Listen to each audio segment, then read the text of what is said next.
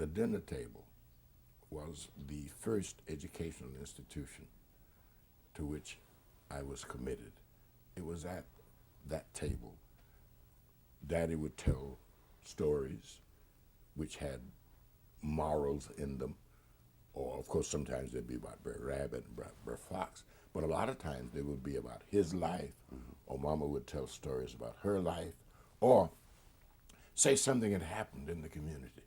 Say that there had been a lynching, you know, and I would watch my parents and the look on their faces, you know, as the news came, and how they would grunt and groan. Did they know the people who were? And they would, yeah, they would know the people sometimes, and then they would, and as they told things to us, their whole demeanor would change, and they would become positive, and they would put things in perspective.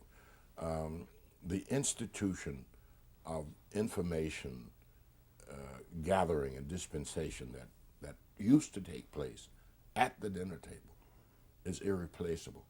And I feel, I feel that those families now who are so busy that everybody, you know, is on his own, and one goes to McDonald's and the other goes to the Colonel, and somebody bring home some pizza and somebody's running in and out, that they miss an opportunity of sitting down and talking and teaching each other. Ruby and I had to assimilate that aspect of black life and culture in the 60s, because our children grew up, in a sense, exposed to very explosive times. They knew of our association with Malcolm X and the threats on Malcolm's life. They knew of our association with Martin Luther King, and they would look on television and see dogs attacking children and awful riots going on. And then their eyes would be on, Daddy, Mama, what is that? And so it was that we discovered that at the dinner table, as we ate and broke bread together, it was our responsibility to put into perspective for those children what was happening, to teach them what was going on, and that there were white people behind it, but not to hate white people. It wasn't all white people, and even those who were involved in antisocial activities might not necessarily be enemies all the time. You cannot expose your child to hateful situations and then leave him exposed as if hate is the only answer to hate. You know, we try to say, this is what life is like, this is what's happening in the South, this is why, and this is the kind of response we think is appropriate. Dr. King said nonviolence. You know, Dr. King says, you know, turn the other cheek.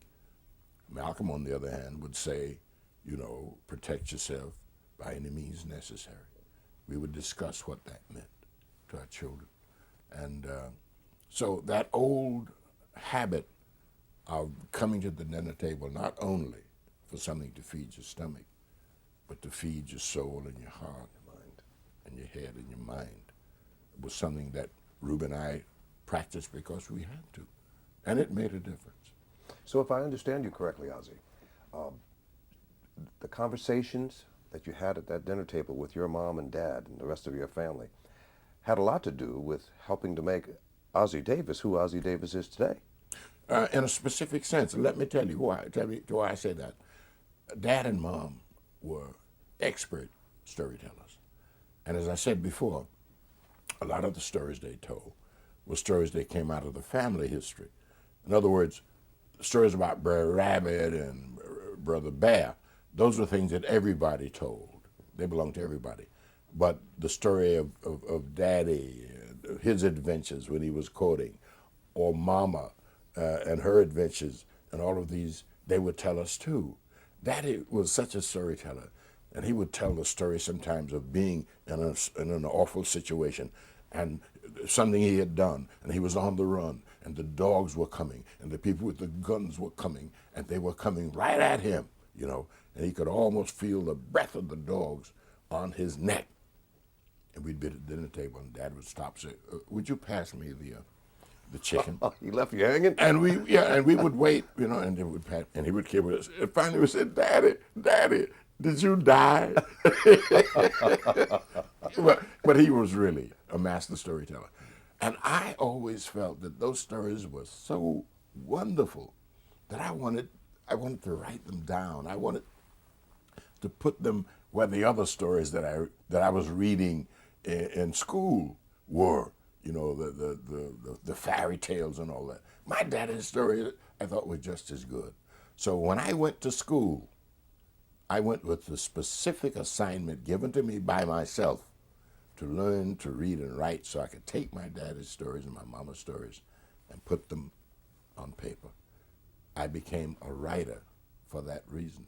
And that essentially is what I am to this day. I got into acting almost by accident. It's writing that defines who I am. And that's where it started, at that table.